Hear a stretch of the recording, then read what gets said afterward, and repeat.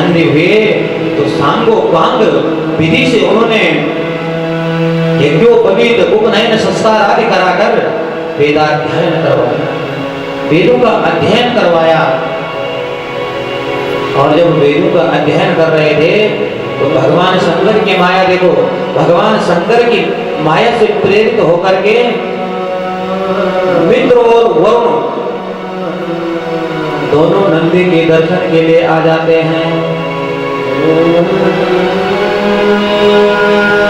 अब उन्होंने नंदीश्वर के दर्शन किए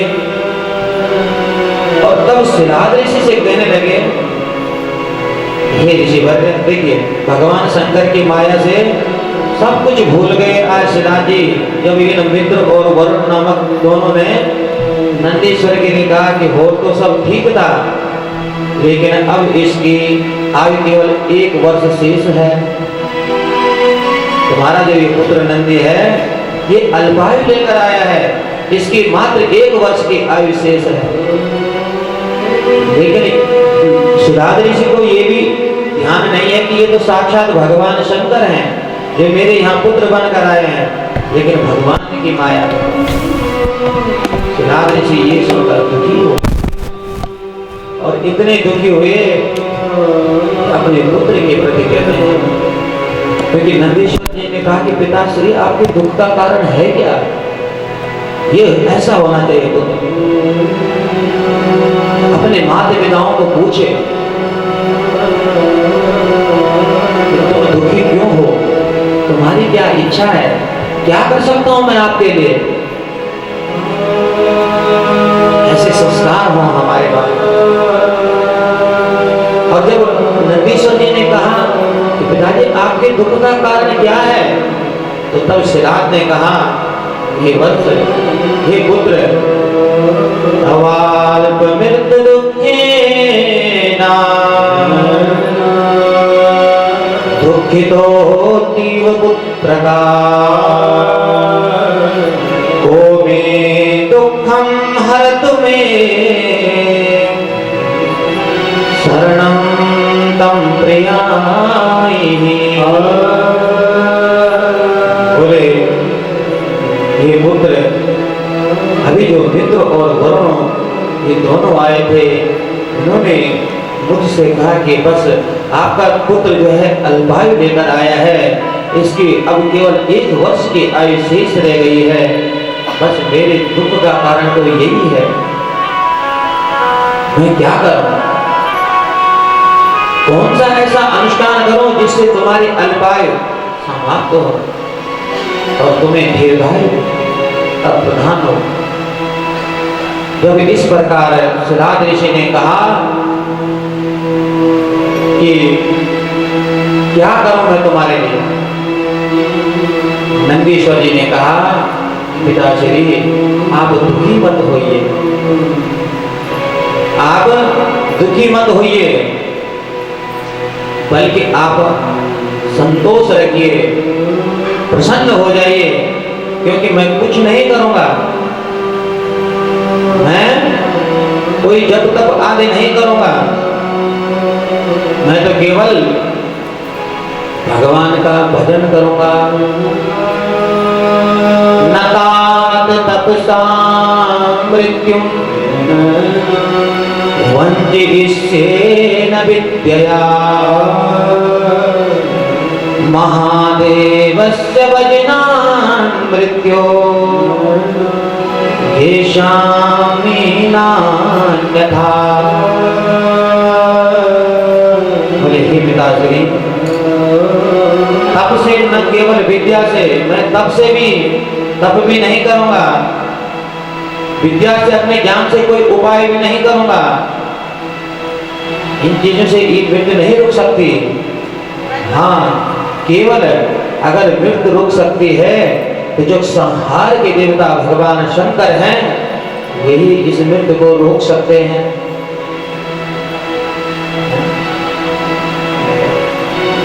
क्योंकि यम के दूत जब किसी जीव को लेने आते तो उन्हें भी भगवान शंकर से परमिशन लेनी पड़ती है,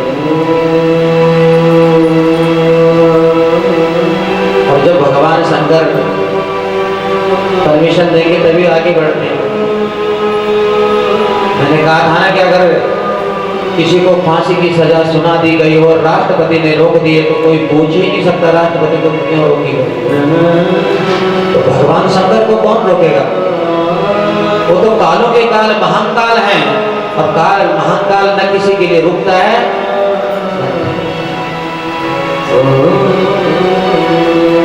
तो नंदीश्वर जी ने कहा कि मैं केवल भगवान शंकर का भजन करूंगा।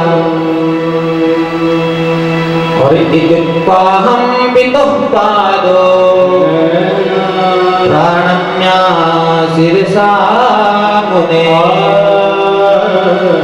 प्रदीक्षाणि कृत्या जातं गच्छं वनमुत्तमम्। यहाँ पर देखिए नंदीश्वर जी भगवान शंकर अपने पिता शिलाद ऋषि की प्रदक्षिणा करते हैं। ये है पितृभक्त, और पिता से आज्ञा लेकर जा रहे हैं। पिता ने जब आज्ञा दी तब जा रहे हैं, बिना आज्ञा के नहीं। और पिता से आज्ञा लेकर के अपने पिता की प्रदक्षिणा करके और तब वन में गए और भगवान शंकर का भजन करने लगे।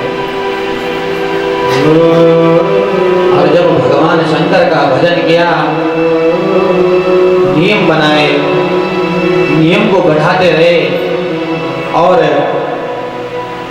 सावधानी पूर्वक भगवान शंकर के मंत्र का जाप किया, और नंदीश्वर की मंत्र जाप से भगवान शंकर प्रसन्न हो गए। और नंदीश्वर के सामने भगवान शंकर प्रकट हो गए, और प्रकट होके कहते हैं श्रीलादे वरदोहं ते तपसानीन तोषिता साधु तप्तं त्वया धीमन्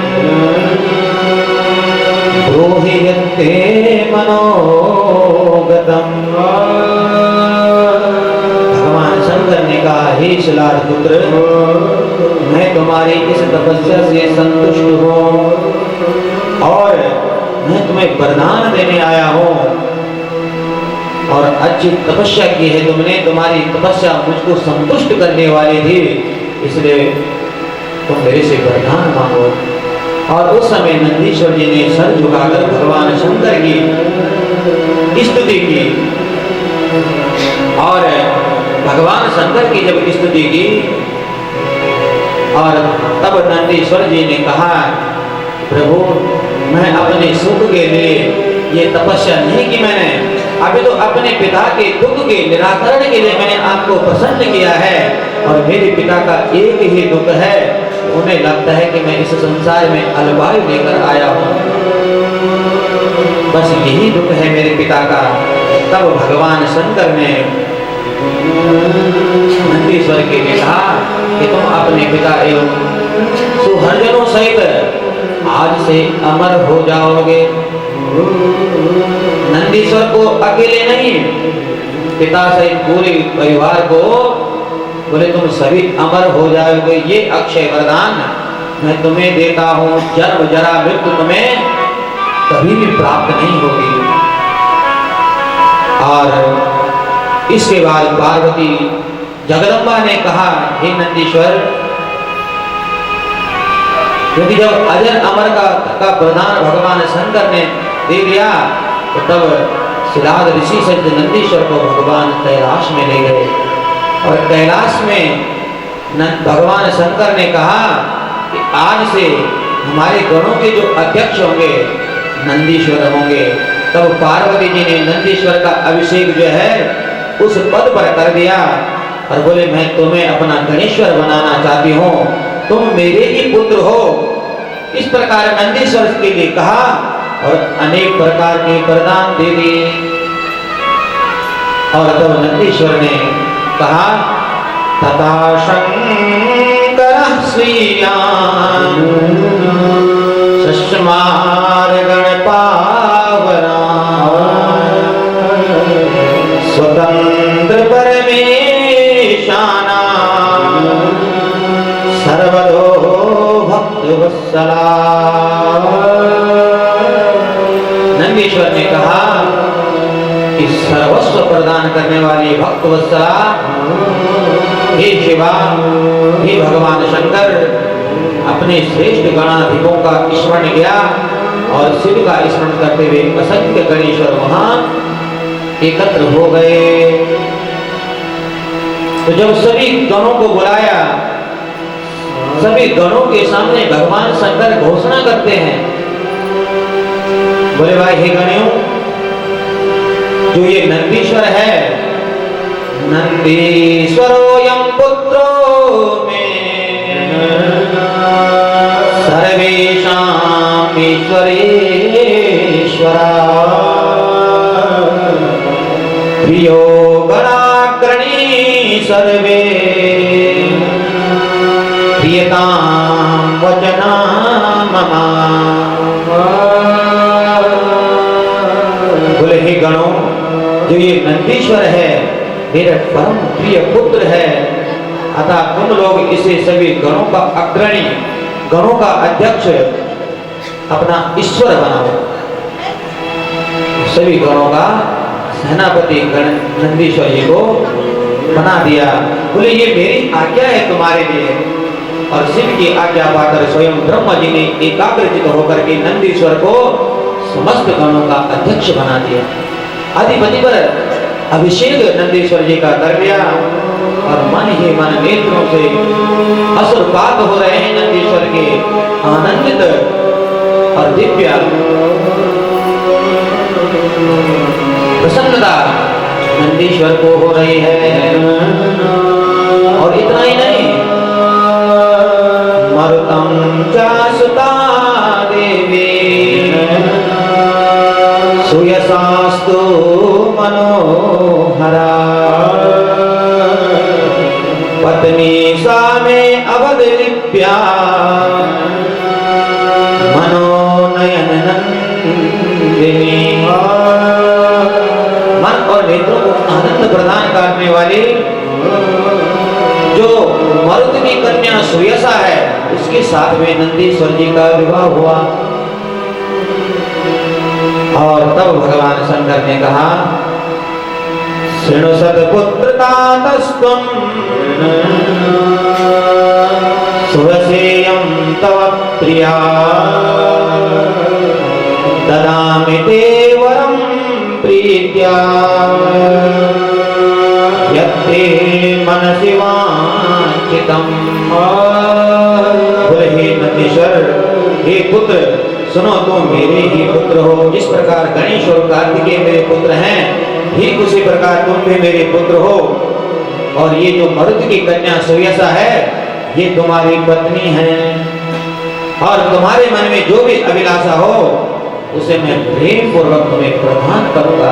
तुम्हारे लिए देने के लिए कोई भी आदि वस्तु मेरे पास नहीं है। जो तुम्हारी अभिलाषा हो मैं तुम्हारी पूर्ण करूंगा। और भगवती जगदम्बा और पार्वती की वचन सुनकर नंदीश्वर ने हाथ जोड़ करके प्रार्थना की। और जब प्रार्थना की तो भगवती जगदम्बा पार्वती ने नंदीश्वर के लिए कहा, हे पुत्र, यथेष्ट जो मैं तुम्हें वरदान दे रही हूं, इसे तुम ग्रहण करो। और तब नंदीश्वर बोले, उस समय ब्रह्मा विष्णु सभी देवताओं ने प्रसन्नता पूर्वक भगवान शंकर की आज्ञा से ब्रह्मा विष्णु ने भी नंदीश्वर को वरदान दिए। और बोले इसके बाद उस धाम में नित्य शाश्वत निवास बोले हमारा हो गया। ये कथा सनत कुमारों को नंदीश्वर जी श्रवण करा। क्योंकि सनत कुमारों ने प्रश्न किया था ना कि अब आप अपने प्रकट की, अपने अवतार की, आपने किस प्रकार भगवान का सानिध्य प्राप्त किया, वो कथा हमें सुनाइए। तो तब नंदीश्वर जी ने ये कथा श्रवण कराई थी। और सूत जी सोमगादिक ऋषिगणों को कहते हैं, यह इदं नंदिनो जन्म वरदानं तथा मम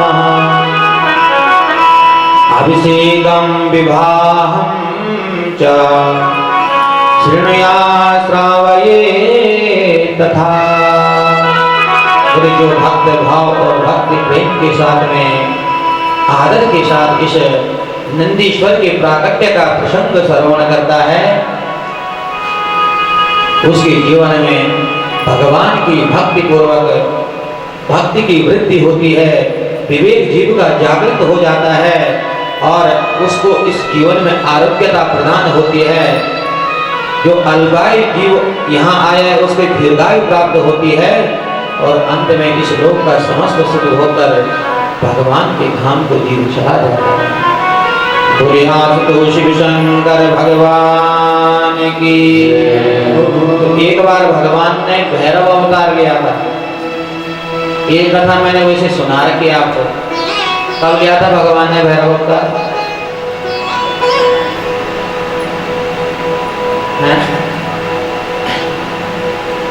भैरव अवतार जब जो है ब्रह्म विष्णु में परस्पर भगवान शंकर की माया से युद्ध हुआ था और जब भगवान विष्णु जो है ब्रह्मा की पूजा के लिए तैयार हो गए थे, तब भगवान शंकर उस जो अग्नि स्तंभ के रूप में प्रकट हुए थे, वहां से जब भगवान शंकर प्रकट हुए थे तब भगवान शंकर ने अपने शरीर से काल भैरव को प्रकट किया था, जिसने ब्रह्मा जी का जिस सिर से ब्रह्मा जी ने जिस मुख से झूठ बोला था वो सारी ही हटा दिया।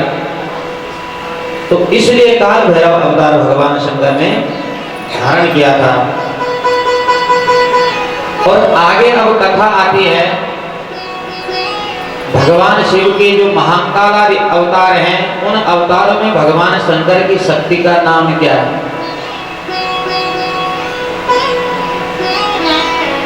भगवान शंकर ने तत्राद्यो महान कालो भुक्ति मुक्ति प्रदासता शक्ति तत्र महान काली भक्ति सिद्ध फल प्रदा। भगवान शंकर ने जो महाकाल आदि जो 10 अवतार हुए, इन 10 अवतारों में सबसे पहला अवतार है महाकाल के रूप में। तो जब भगवान शंकर महाकाल बनकर आए तो भगवान शंकर की जो आह्लादनी शक्ति है वो महाकाली बनकर के आई और महाकाली बनकर आकर के पुनः भगवान शंकर को प्राप्त किया। और उसके बाद तारनामा द्वितीयश्च तारा सत्यवती वचा, दूसरा तार नाम से भगवान शंकर का अवतार हुआ तारक, जिसमें उनकी आह्लादनी शक्ति तारा बन करके आई और भगवान शंकर के वामांग में विराजमान हुई।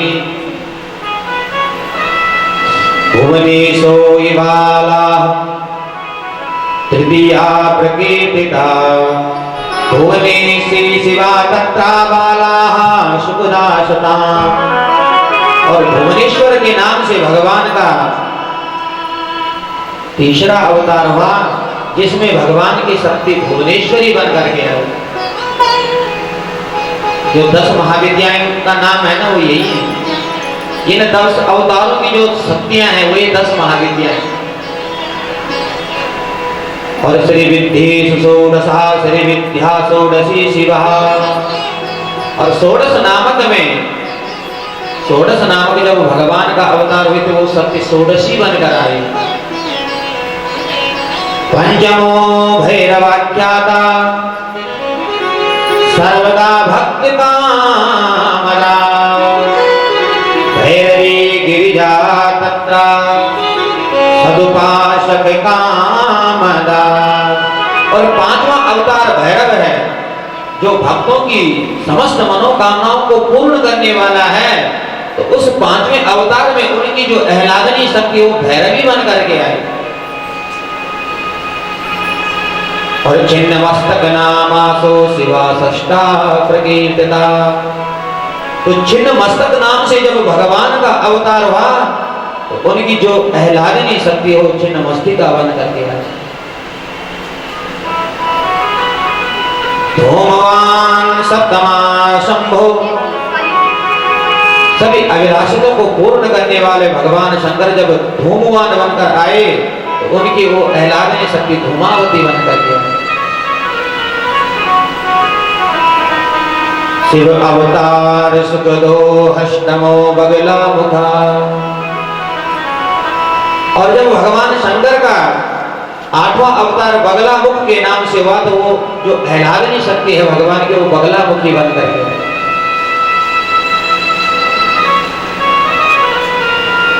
और जो 9वां अवतार है वो मातंग के रूप में हुआ है। और मातंग के रूप में जब भगवान शंकर बनकर आए, अवतार धारण करके आए, तो वो उनकी जो आह्लादनी शक्ति वो मातंगी बनकर प्रकट हो गई। और 10 महाकमला शंभो भुक्ति मुक्ति फल प्रदा कमला गिरिजा तथा स्वभक्त परिपालनी। और जो भगवान शंकर का कल्याणकारी 10वां अवतार है, जो भुक्ति और मुक्ति, संसार में भुक्ति और संसार के बाद मुक्ति प्रदान करता है, जो मोक्ष देने वाला है, वो जब अवतार हुआ कमल नाम से, तो उनमें उनकी शक्ति कमला बनकर के आई। और ईश दशमिताम सेवा अवतारा सुख प्रदा भुक्ति मुक्ति प्रदा सेवा भक्तानां सर्वदा सदा। बोले भगवान शंकर के ये जो 10 अवतार हैं और 10 अवतारों की जो ये शक्तियां हैं, इनका नाम स्मरण मात्र से, नाम लेने मात्र से जीव को भुक्ति और मुक्ति दोनों प्राप्त हो जाते हैं। इन अवतारों का जो महात्म्य, बोले हे सोनकादि कृष्ण, जो मैंने तुम्हें सुनाया है, इनको श्रवण मात्र से जीव को मनोवांछित फल की प्राप्ति हो जाती है। अब मन की इच्छा क्या, मनोवांछित फल क्या है? मैंने निवेदन किया था कि अगर हमारा साधन उत्तम है तो साध्य भी उत्तम होना चाहिए। जिस वस्तु को हम प्राप्त करना चाहते हैं वो उत्तम होनी चाहिए, और वो ऐसी वस्तु होनी चाहिए जिसका कभी नाश ना होता हो। ऐसा हमारा मनोवांछित कोई फल हो। संसार की विषय वासनाओं को मन में लेकर के तब हम भगवान से मनोवांछित फल प्राप्त करना चाहते हैं। संसार की वस्तुएं तो तुच्छ हैं, एक तरफ से आगे दूसरी तरफ से चलेगा। तो हमारा जो मनोवांछित फल है, वो फल, वो इच्छा ऐसी होनी चाहिए जिसका कभी भी नाश ना होता हो।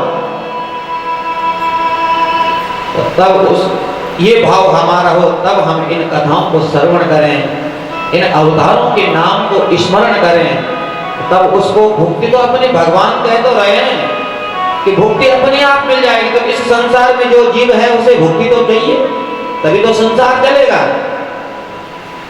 तो बोले भुक्ति तो अपने आप मिल जाए, लेकिन उसे मुक्ति भी मिल जाए। इतना आनंद है इन कथाओं में, लेकिन है उसी के लिए जिसका भाव हो। आनंदमय जीव है और उसी आनंद में जीव रहे, क्योंकि जीव का वास्तविक जो स्वरूप है ना, वो आनंद ही है।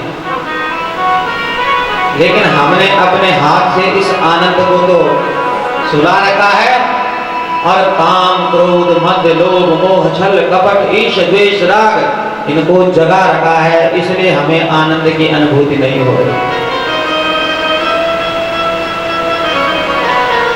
कोई सो जाता है रात को, और जब सुबह उठता है ना, तो कहता है आज मुझे रात को बहुत अच्छी नींद आई, इतना आनंद आ गया सोने में कि पूछो मत।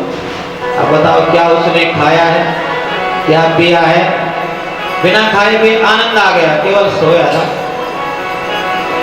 वास्तविकता यह है कि सोते समय जीव के जीवन में ये विषय वासनाएं सब समाप्त हो जाती हैं, और उस समय जीव आनंद स्वरूप होता है। ये वही आनंद, उस आनंद को हम भूल जाते हैं, और आनंद ही परमात्मा है। और जब जीव का प्रेम उस परमात्मा के चरणों में हो जाता है, जीव की भक्ति सुदृढ़ हो जाती है, तो तब आनंद क्यों नहीं मिलेगा?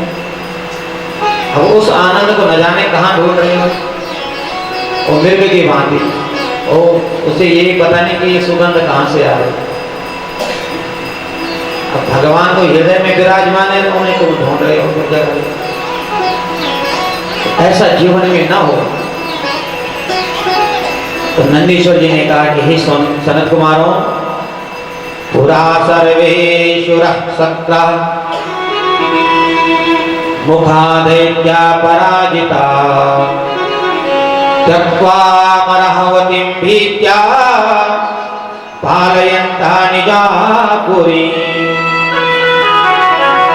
बोले हे सनत कुमारों, अब जो भगवान शंकर के एकादश रुद्रों की कथा है कि भगवान शंकर ने एकादश रुद्रों के रूप में अवतार क्यों ग्रहण किया, अब उनकी कथा तुम्हें सुनाता हूं। तो बोले पूर्व काल की बात है, दैत्यों से जो है इंद्रादिक देवता स्वर्ग को छोड़कर कश्यप ऋषि के पास जब सभी देवता आए अपने पिताजी से, देवताओं के पिता हैं कश्यप और दैत्यों के पिता भी कश्यप ही हैं।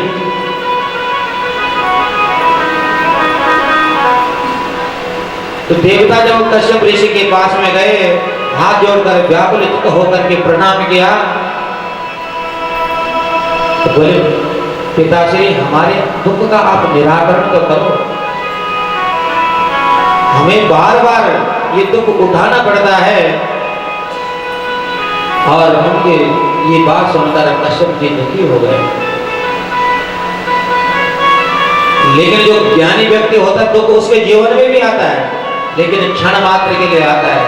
हमेशा उस दुख के याद के रोता थोड़ी नहीं है, दुखी तो हुए लेकिन फिर अपने मन को समझाए।